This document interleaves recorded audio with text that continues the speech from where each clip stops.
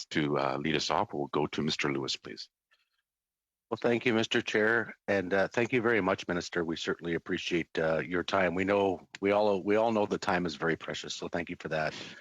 Minister, my riding is the riding of Essex. It's down by the busiest international border in all of North America, next to Windsor. And I do appreciate the fact that the government says they'll always stand up for Canadian workers and businesses. Minister, there's a major issue here with regard to trade, and the trade starts at the border.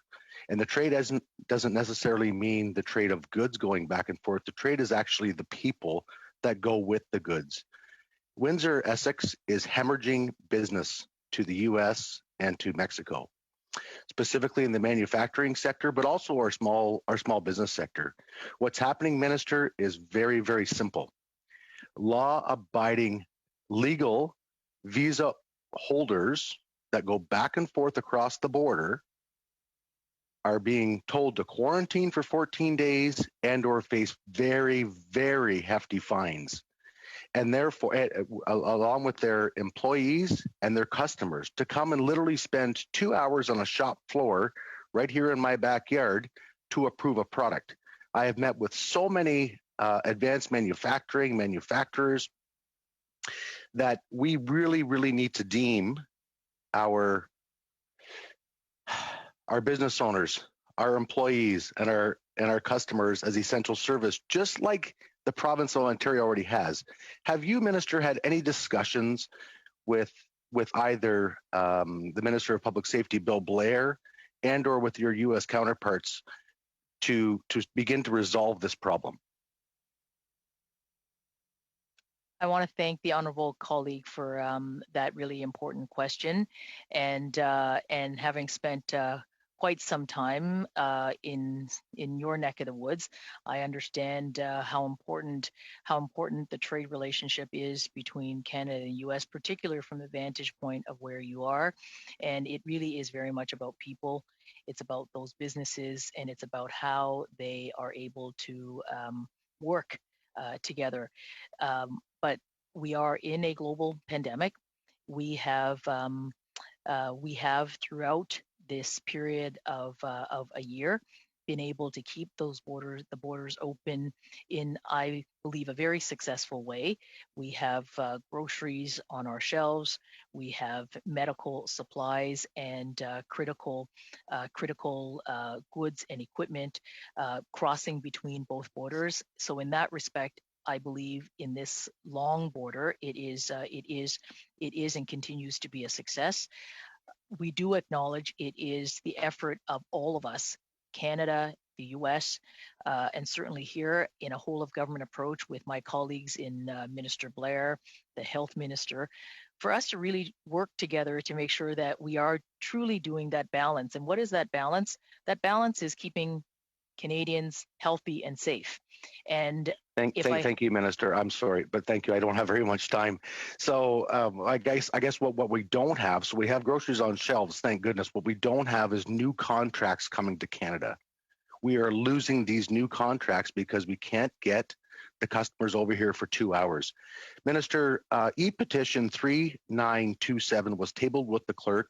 It is now up at the House of Commons website for signatures as of last Monday. Are you aware of this e-petition? Basically, simplicity, it calls on this to deem business owners, their employees, and their customers essential service, just as the province of Ontario has.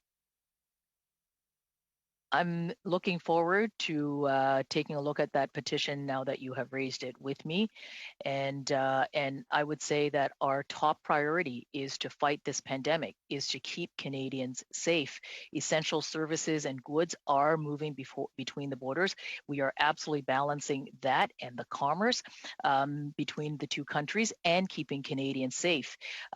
There's a light at the end of the tunnel with vaccines for sure. But as I said earlier, our trade numbers have resumed to pre-pandemic levels between Canada and the United States. We are going to keep doing this, but we must keep Canadians safe from COVID-19. We have introduced a lot of... Thank you, Minister. I appreciate that. Mr. Chair, how much time do I have left, please? About a minute. Thank you very much. I'm sorry to cut you off, Minister. I truly apologize, but it's not often I get an opportunity to speak to a minister.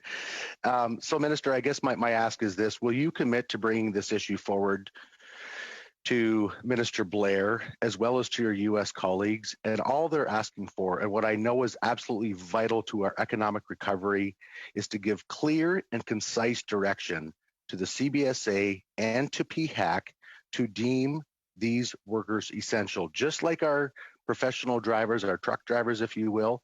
It's the exact same thing. But literally, there's great food on the grocery shelves, Minister, but it's not hitting the tables of Canadians because people are losing their jobs. Would you commit to this, please?